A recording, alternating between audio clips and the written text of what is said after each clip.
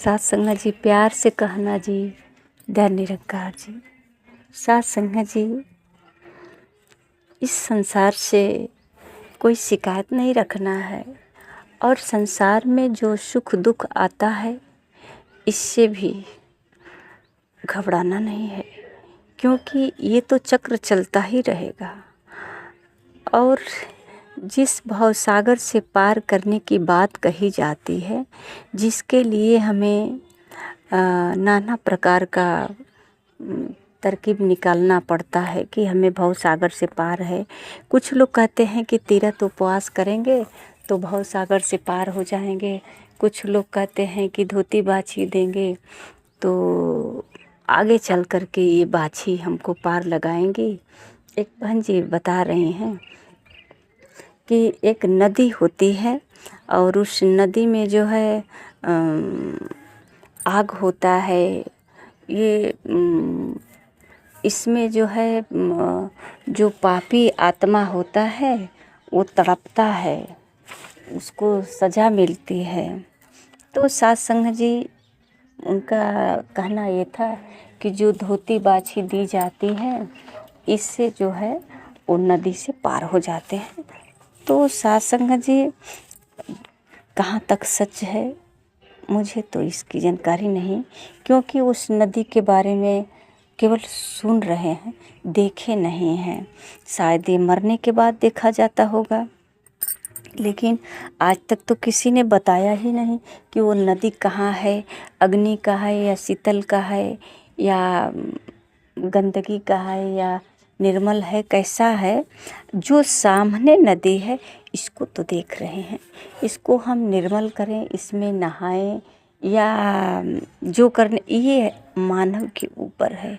मानव इस नदी को किस तरह से रखता है। नदी तो स्वयं केवल उसका बहना काम है और बहती जा रही है, बहती जा रही है। इसमें गंदगी करने वाला भी मानव ही है। साथ संगत, इस संसार की जितने गम और खुशियाँ हैं इसको जो है संत महापुरुष जीने की ऐसे कला सिखाते हैं कि इसको कभी खुशी में इतनी बावला भी नहीं होना है और गम में कभी घबराना नहीं है। इसको किस तरह से अनुभव करना है, इस सुख दुख से परे की बात करते हैं कि ये मानव जो शक्ति है, मानव जो शक्ति है जिसे कहा जाता है कि ये ईश्वर का अंश है। तो साथ संगत जी, ये सुख दुख से परे है। सुख दुख तो शरीर को होता है और शरीर जो है अपने को शरीर मान बैठती है। और ये जीव भाव, जब जीव भाव में होता है अपने को दुखी महसूस करता है, गरीब महसूस करता है। तो साथ संगत जी कहते हैं कि अगर संसार में आनंद लेना है, आनंद तब मिलेगी कण कण में परमात्मा को अनुभव करेंगे, तब इससे जो है सुख दुख से परे हो सकते हैं। जैसे कि साथ संगत जी महापुरुष उदाहरण देते हैं कि जैसे नाटक हो रहा है, स्टेज पे नाटक जो करा रहे हैं, तो इसमें कुछ बच्चों को जो चुने हैं वो बच्चे, कोई वकील बन जाता है, कोई किसान बन जाता है, कोई राजा बन जाता है, कोई डॉक्टर बन जाता है, कोई अलग अलग अपना अपना रोल सब लोग निभाते हैं। तो साथ संगत जी, अगर उस बच्चे के घर के सदस्य आए हैं तो उनको तो पता है कि ये मेरा बेटा राजा बना है, मेरा बेटा वकील बना है या डॉक्टर बना है या पुलिस बना है, उनको पता है। तो वो जब भी उसका रोल आता है तो देखते हैं उसको सिर्फ पुलिस की ड्रेस में देखते हैं, उसे सिर्फ जज के यूनिफॉर्म में देखते हैं। जैसे कि उनको ये पूर्ण भरोसा है और विश्वास है, क्योंकि वो जानते हैं कि ये मेरा बेटा है। तो मेरा बेटा जज तो है नहीं, ये तो केवल जज का नाटक किया है। मेरा बेटा पुलिस तो है नहीं, पुलिस का वर्दी पहन करके नाटक किया है।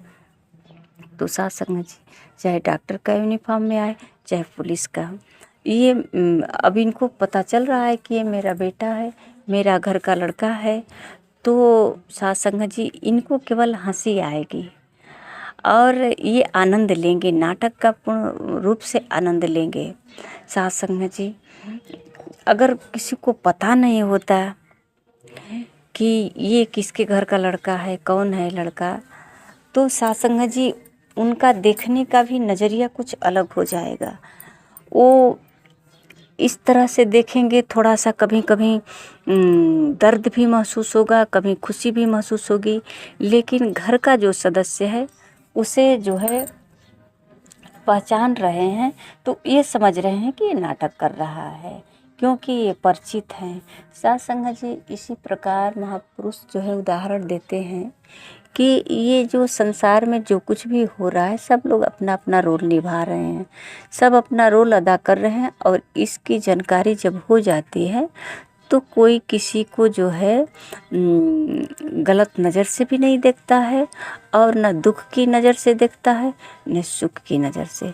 ये सब समझ रहे हैं कि नाटक है, आज है, अभी पर्दा हट जाएगा, अभी कोई नहीं यहाँ पर रहने वाला है, ये एक जगह खाली जगह है, यहाँ पे अभी अभी मंच लगाया गया है, पर्दे लगाया गया है, और कुछ बच्चों को इकट्ठा करके सबको अलग अलग रोल दिया गया है।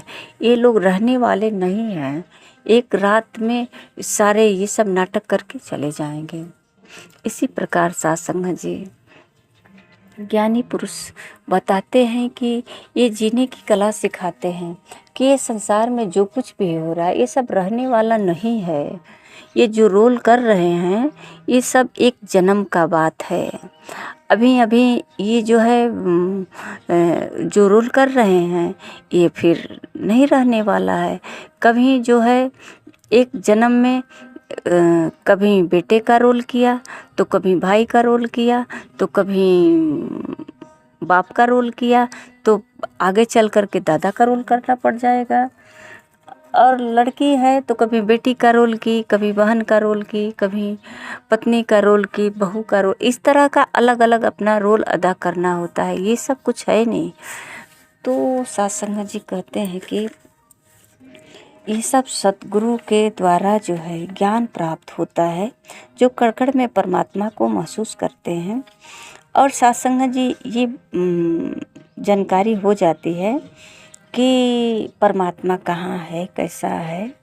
सास संगत जी महापुरुष कहते हैं कि जानकारी जब होती है तो ये भी तो जानकारी हो जाती है कि जो भगवान को बनाए हैं, अनेकों मूर्तियाँ जो बनाए हैं, तो ये मूर्तियाँ बड़ी है या इन मूर्ति को बनाने वाला बड़ा है।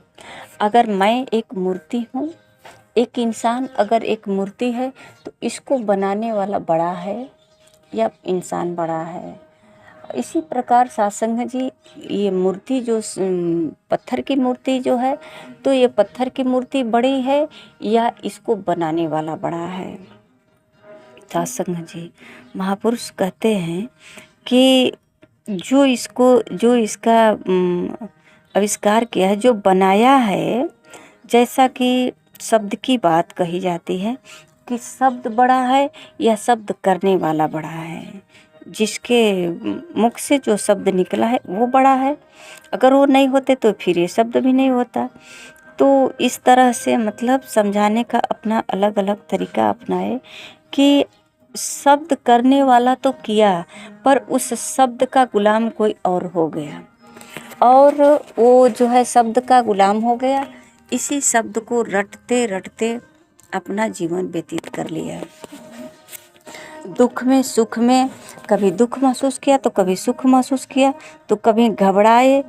इस संसार में वो जो है अपने को सुकून से नहीं कभी रहने दिया, सुकून प्राप्त ही नहीं किया।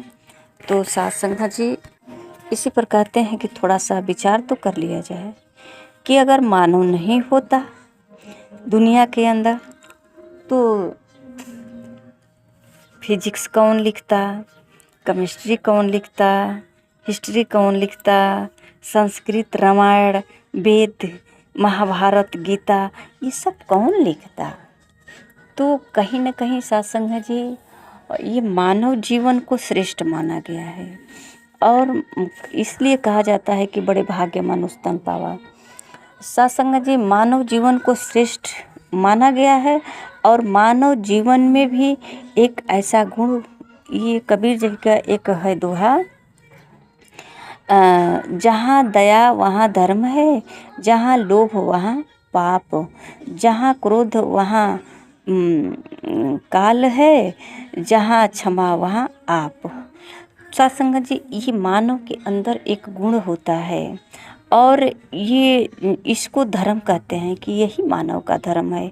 जो क्षमा करने वाला है, दयालु है, इसको कहते हैं कि क्रोध और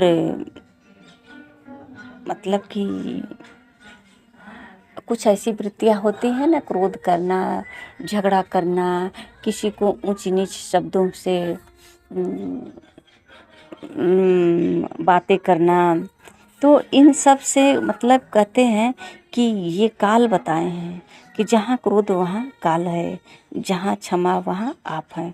तो क्षमा वही कर सकता है जो क्षमाशील होता है, जो दयानिधि होता है, उसके अंदर दया होता है। जैसा कि कहते हैं, एक रामायण की चौपाई है कि दया धर्म के मूल है, नरक मूल अभिमान, तुलसी दया न छाड़िए, जब लगी घट में प्राण।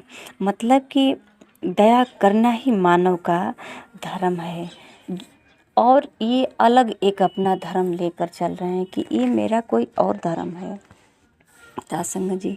और यहाँ कह रहे हैं मानव का धर्म, जैसे आँख का धर्म है देखना, तो आँख सिर्फ देख सकती है, सुन नहीं सकती है, बोल नहीं सकती है, और कान सुन सकता है, बोल नहीं सकता है। इसी प्रकार कहते हैं मुंह का काम है कि मुंह का धर्म है बोलना, तो सुन नहीं सकता, देख नहीं सकता। सत्संग जी मानव का धर्म है मानवता, दया, करुणा, परोपकार, और ये जो है जिसके अंदर होता है, तो सत्संग जी कहते हैं कि इसको कभी छोड़ना नहीं चाहिए। और ये मानव के लिए इस संसार में भव सागर में पार उतारने का काम यही करता है। ये भव सागर महापुरुष कहते हैं कि ये जन्म और मृत्यु के बीच का जो यात्रा है यही भव सागर है। और इसमें जो बिना किसी कलह कलेश के, बिना किसी घबराहट परेशानी के, इन सब से ऊपर उठ कर के जो जीवन जिया है यही भवसागर से पार किया है। अब इसमें कोई अलग से हमें ऐसा कोई नियम तरीका नहीं अपनाना है कि भवसागर पार करने के लिए कहीं कोई नदी है, कोई तालाब है। सत्संग जी यही भवसागर है और इस भवसागर में जो आनंद पूर्वक अपना जीवन जिया है, सभी से प्रेम करके भाईचारे बना करके रखा। कहते हैं वो अपने गली के लिए वरदान हुआ, अपने घर के लिए वरदान हुआ, अपने देश के लिए वरदान हुआ, आज पूजनीय हो गया। तो सत्संग जी उनकी पूजा होती है, सम्मान दिया जाता है और इन्हीं को जो है लोग भगवान भी मानने लगे। जो थोड़ा जीवन में संघर्ष किया, परोपकार किया, लड़ाई किया, सत्य के लिए लड़ा और असत्य का जो है नाश किया और सत्य पे विजय किया, तो उसको लोग भगवान मानने लगे, उसे जो है श्रेष्ठ मानने लगे। वैसे तो मानव जीवन श्रेष्ठ है ही, पर ये कार्य करने की ये गुण जब प्रकट हुआ तो उनको जो है भगवान की उपाधि दी गई, उन्हें सर्वश्रेष्ठ माना गया। सत्संग जी इनकी वजह से जितने कल्याण हुआ, जिसका कल्याण हुआ वो इनके चरण में ही अपना जीवन व्यतीत किया और भगवान मानकर ही पूजा किया। सत्संग जी प्यार से कहना, धन्य रंगा जी।